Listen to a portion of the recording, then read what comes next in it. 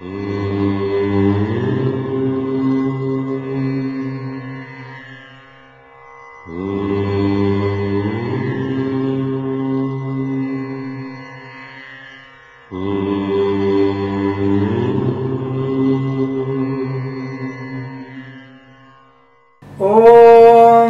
श्री गुरुभ्यो नमः। हरि ओम।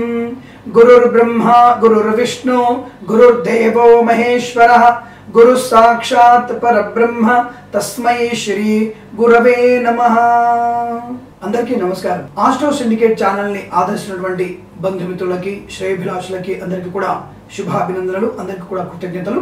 ముందుగా మీకు ఒక విజ్ఞాపన చేస్తున్నాను। నేను జ్యోతిష్యం అనేది సూచక శాస్త్రం అనే విషయాన్ని మరొకసారి మీ అందరికీ వివరిస్తూ, అలాగే ప్రతిరోజు చెప్పేటువంటి గ్రహ గమనాల యొక్క స్థితిగతులను బట్టి మీకు చెప్పేటువంటి రోజువారీ ఫలితాలు వేరు, మాసంలో అనగా నెలవారీగా ఉన్నటువంటి గ్రహ స్థితుల యొక్క స్థితిని చూసి చెప్పేటువంటి మాస ఫలితాలు వేరు, సంవత్సరం మొత్తంగా కూడా ఉండేటువంటి శని గురు గ్రహాల యొక్క స్థితిని మరియు స్థానికంగా ఉన్నటువంటి చంద్రుడు అనగా శీఘ్రగమన గ్రహాలు అంటారు, అంటే తొందరగా ప్రయాణించే గ్రహాల యొక్క కుజుడు గాని శుక్రుడు బుధుడు లాంటి గ్రహాలని పరిగణలోకి తీసుకొని చెప్పేటువంటి జ్యోతిషం సంవత్సరిక ఫలితాల్లో ఉంటుంది, అనగా సంవత్సరం మొత్తం కూడా ఫలితాలు ఉంటాయి। దాంట్లో మీరు ముఖ్యంగా రోజువారీ ఫలితాల్లో ఉద్యోగంలో ఆటంకాలు, అభివృద్ధి లేదా చదువులో విషయాల గురించి చెప్తున్నప్పటికీ మాసంలో మొత్తంగా టోటల్ గా యావరేజ్ గా ఈ నెలలో ఎలా ఉండబోతుందన్న విషయాన్ని మీకు సూచన చేయడమే జ్యోతిష్యం యొక్క ప్రధాన అంశం। సూచన వల్ల ఏమవుతుంది, ఒక మార్గంలో వెళ్తున్న వారికి ఆ మార్గం అనుకూలంగా ఉందా లేదా అన్న విషయాన్ని ఒక వ్యక్తి, తెలిసిన వ్యక్తి ఇచ్చే సమాచారం ఎలా ఉంటుందో అలాంటిదే ఈ జాతకుడికి ఈ గ్రహ గమనాల వల్ల ఆర్థిక ఆటంకాలు లేదా ఉద్యోగంలో ఇబ్బందులు, సంతాన వివాహాది కార్యాలలో ఇబ్బందులు కానీ లేదా ఆనందం కానీ ఇవన్నీ కూడా పరిశీలన చేసి చెప్పేటువంటి విధానమే జ్యోతిష శాస్త్రం। దీనిని గోచార ఫలితాలు అంటారు। ఈ గోచార ఫలితాలు అనేవి 100కి 60 నుంచి 65% వరకు మాత్రమే మీకు ఉపయుక్తంగా ఉంటాయి, మిగిలిన 35% మీ యొక్క జన్మ జాతకాన్ని అనుసరించి చూసుకోవాలి। అలాగే సరైన తేదీ సరైన సమయాన్ని వ్యక్తిగత జాతకాన్ని పరిశీలించినప్పుడు ఈ జాతకాలలో దాదాపుగా 85 నుంచి 90% వరకు మీకు అనుకూలవంతమైనటువంటి పూర్తి స్థాయి ఈ యొక్క జ్యోతిష అంశాలు ఉండేటువంటి అవకాశం ఉంటుంది, అవి మీకు తెలియపేటువంటి అవకాశాలు ఉంటాయి। అలాగే 100కి 100% ఫలితాలు చెప్తాము అన్నటువంటి నాలాంటి జ్యోతిష్కులైనా ఎవరైనా సరే దాదాపుగా అది అబద్ధం అన్న విషయాన్ని స్పష్టంగా గుర్తుంచుకోండి। అలాగే మనం చేసేటువంటి పుణ్య ఫలితము పాప ఫలితము రెండు కూడా మనకి ఇప్పుడే, అంటే ఈ జన్మలోనే అనుభవించేటువంటి యోగ్యాన్ని కలిగిస్తుంది, అనగా అత్యుత్కటై పుణ్యపాపై ఇహైవ ఫలమశ్నుతే, అత్యుత్కటై పుణ్యపాపై ఇహైవ ఫలమశ్నుతే అన్న నానుడి ధర్మశాస్త్ర ప్రకారంగా మనం చేసేటువంటి పాప పుణ్యకర్మల మీద ఆధారపడే మన పేరు ప్రఖ్యాతులు కానీ, గౌరవ మర్యాదలు కానీ, ఆర్థిక అంశాలు కానీ, రోగం కానీ, అనారోగ్యము లేదా ఆర్థిక నష్టము, అనేక రకాల కుంభకోణాల్లో ఇరుక్కునేటువంటి అవకాశము, ఆకస్మిక మరణం కూడా జరిగే అవకాశం ఉంటుంది।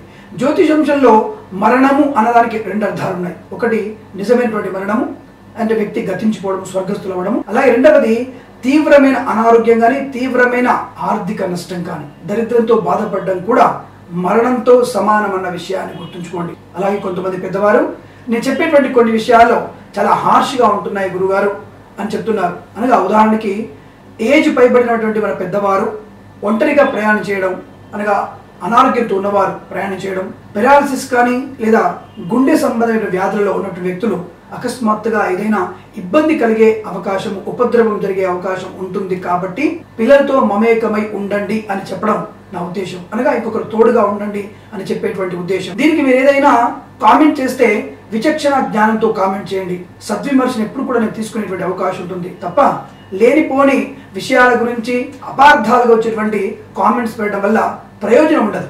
నేనేమి దాని గురించి బాధపడట్లే, శాస్త్రం ఎప్పుడూ గొప్పదే, శాస్త్రాన్ని అవగతం చేసుకొని చెప్పడంలోనే లోటుపాట్లు ఎక్కువగా ఉంటాయి, కాబట్టి నేను కూడా నేర్చుకున్నది సముద్రంలో నీటి చుక్క అంతా, ఇంకా నేర్చుకోవాల్సింది సముద్రం అంతా, కాబట్టి అటువంటి విషయాలు మీరు ఏదైనా సలహాలు ఇస్తే స్వీకరించి మరింత చదువుకునేటువంటి అవకాశాలు, నా గురుదేవుల దగ్గర ఇంకా నేర్చుకునేటువంటి అంశాలు ఉంటే కూడా నేర్చుకొని సవివరమైనటువంటి జ్యోతిష అంశాలని మీ ముందుంచేటువంటి ప్రయత్నం తప్పకుండా చేస్తాను। ఈ అన్ని విషయాలని పరిగణలోకి తీసుకొని మీ జ్యోతిష అంశాలని, వాస్తు సంబంధ అంశాల గురించి కూడా మీరు ఏదైనా కామెంట్ చేయవచ్చును. తప్పకుండా మీకు నేను తగినటువంటి సూచనప్రాయమైనటువంటి సలహాను ఇవ్వడానికి ముందుంటాన్న విషయాన్ని మరొకసారి మీ అందరికీ గుర్తు చేస్తూ సర్వేజన సుఖినో భవంతు.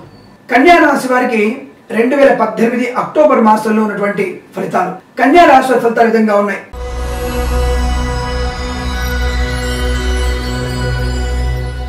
అసౌకర్యము, చికాకు, అనారోగ్యము, మోసపోవటము, ధన నష్టము. ధన నష్టం కూడా ఎలా ఉంటుందంటే మీకై మీరు ఏదైనా పోగొట్టుకోవడం, ఇతరులచే దొంగిలించబడేది కాదు. అలాగే వ్యవహారంలో నష్టాలు, లేనిపోని విషయాల గురించి పట్టుదలకు పోయి నష్టాన్ని కొని తెచ్చుకోవడం, ఆర్థికంగా చికాకు పడడం, మానసిక వేదన, బంధువులచే మోసపోవడం, ప్రేసి పిల్లల మధ్య అగాధాలు, భార్యాభర్తల మధ్య కూడా చికాకులు ఎక్కువవుతాయి మూడవ వ్యక్తి జోక్యం వల్ల. అందుకే జాగ్రత్తగా ఉండే ప్రయత్నం చేయండి. భార్యాభర్తల మధ్య ఎవరి జోక్యం కూడా నష్టాన్ని కలిగిస్తుంది కాబట్టి ఇంకొకరి జోక్యాన్ని తీసుకోకండి. మీరు ఏం చేసినా మీ ఇద్దరి మధ్యలోనే చేయండి. సమస్యను పరిష్కరించుకోవడము, సమస్యను ఎదిరించడం కూడా మీ ఇద్దరి మధ్యలో ఉంచుకోవడం వల్ల మీ కాపురం చాలా ఆనందమయంగా ఉంటుంది. సమస్యను ఎదిరించేటువంటి స్థితి మీకు ఏర్పడుతుంది. సమస్య పరిష్కారం కూడా మీకు వెంటనే లభ్యమయ్యే అవకాశం ఎక్కువగా ఉంటాయి. కాబట్టి మీరు మాత్రమే చర్చించుకోండి, పరిష్కరించుకునే ప్రయత్నాన్ని తప్పకుండా చేయండి. వివాదాస్పద అంశాలకి వెళ్ళకండి. వాహనాన్ని కొనుగోలు చేయకండి, వాహనాన్ని నడపకండి, మద్యపానాన్ని సేవించకండి, విందు వినోదాల్లో పాలుపంచుకుంటారు, ఇతరులు చెప్పేటువంటి గాలి మాటలు బాగా వింటారు. దానివల్ల ఉబ్బెత్తున ఉబ్బిపోయి అవతల వారికి చేతన కాకుండా కూడా మీరు వారికి ధన సాయం చేసే అవకాశం, అది మిమ్మల్ని చిక్కుల్లో పడేస్తుంది. అనగా ఫర్ ఎగ్జాంపుల్ ఏంటంటే ఇతరుల నుంచి 2 రూపాయలకు వడ్డీకి తెచ్చి నీ స్నేహితుడు కానీ మిత్రుడు కానీ బంధువులు కానీ ఉచితంగా ఇవ్వడం అనేది కలుగుతుంది. అప్పుడేమవుతుంది, తీసుకున్నవాడు ఈ మాసంలో మీరు అప్పుగా ఇచ్చారా, తీసుకున్నవాడు తిరిగి ఇచ్చేటువంటి అవకాశం లేదు. జీవితాంతం కూడా మీరు వాడికి వడ్డీ కడుతూనే ఉండాల్సినటువంటి పరిస్థితి ఏర్పడుతుంది. కాబట్టి ఈ మాసంలో ఎవరికి కూడా మీరు అప్పులు ఇవ్వకండి. అప్పులు ఇస్తే ఇబ్బంది పడుతుంది. ముఖ్యంగా ఈ రాశిలో ఉన్నటువంటి బ్యాంకింగ్ సంస్థలో పనిచేసేటువంటి వ్యక్తులు కూడా ఆచితూచి అప్పులు ఇవ్వండి అనే విషయాన్ని కూడా గట్టిగా చెప్తున్నాను నేను. ఇదేంటండి ప్రైవేట్ బ్యాంకు ప్రభుత్వ బ్యాంకు కూడా లోన్ ఇవ్వకపోతే ఎట్లా అని అంటారేమో. ఆచితూచి ఇవ్వండి. ఒకవేళ ఖచ్చితంగా ఇవ్వాల్సినటువంటి పరిస్థితి వస్తే బ్యాంకింగ్ రంగ సంస్థ వారు మంగళవారం మాత్రమే అప్పుగా ఇవ్వండి. బ్యాంకింగ్ వారికి స్పష్టంగా చెప్తున్నాను, ఈ రాసినటువంటి అకౌంట్స్ ఆఫీసర్ కానీ, లోన్ శాంక్షన్ ఆఫీసర్ కానీ, మేనేజర్ కానీ అత్యవసరమైనటువంటి వ్యక్తులకి లోన్ ఇవ్వాల్సి వస్తే మంగళవారం మాత్రమే శాంక్షన్ చేయండి, తిరిగి వచ్చేటువంటి అవకాశం ఉంటుంది. మిగతా వారాల్లో ఇవ్వకండి, పోస్ట్ పోన్ ఖచ్చితంగా చేయండి. కాబట్టి ఈ విషయాన్ని బాగా నమ్మండి.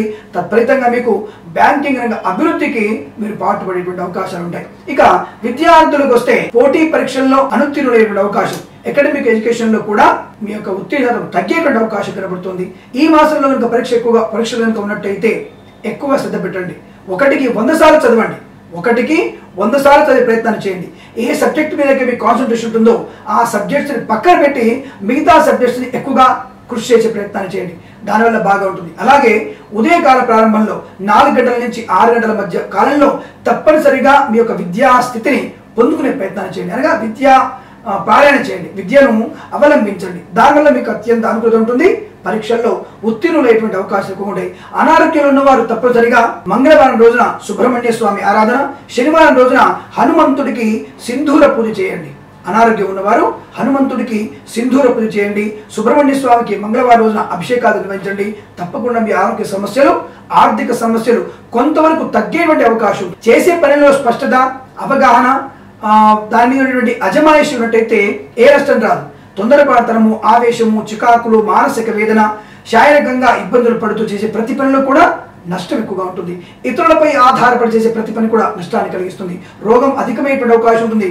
వైద్యుని సేవ తప్పకుండా తీసుకోండి. వైద్యులు ఇచ్చేటువంటి మాత్రల్ని సరైనటువంటి సమయంలో వేసుకునే ప్రయత్నం చేయండి, లేదా మీకు రోగం తిరగబడే అవకాశం ఉంటుంది.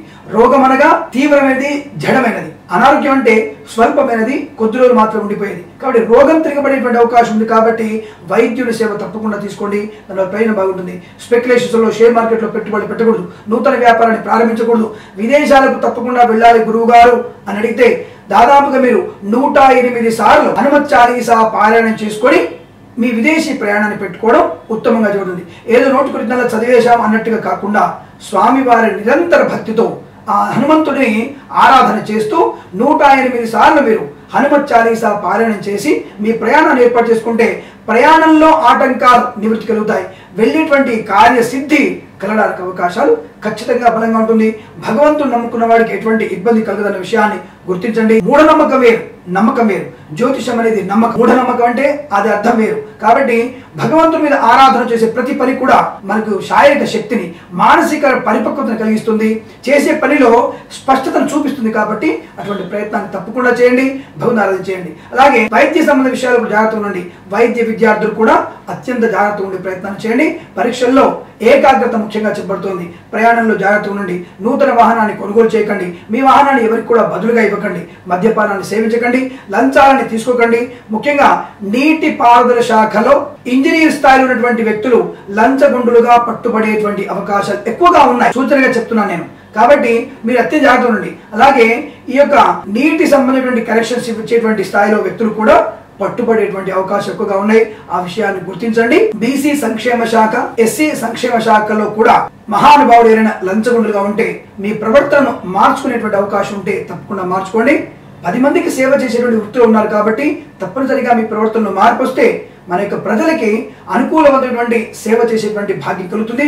వారు కూడా మనల్ని ఆదరించేటువంటి అవకాశం ఎక్కువగా ఉంటాయి. అందుకే మీరు చాలా జాగ్రత్త ఉండే ప్రయత్నాన్ని కొనసాగించడం ఉత్తమంగా చెప్పబడుతుంది. లేనిపోని అనర్థాలకు తావిచ్చేటువంటి మిత్రుల కలయిక, విందు వినోదాదుల్లో పాల్పంచుకోవడము, తెలియని వ్యక్తి పరిచయము, సువర్ణ ఆభరణాలు పెట్టుకొని ప్రయాణం చేయడము, ఇవన్నీ కూడా నష్టాన్ని కలిగిస్తాయి. కాబట్టి ఈ మాసం మొత్తం కూడా అత్యంత జాగ్రత్తగా ఉండే ప్రయత్నాన్ని చేయండి.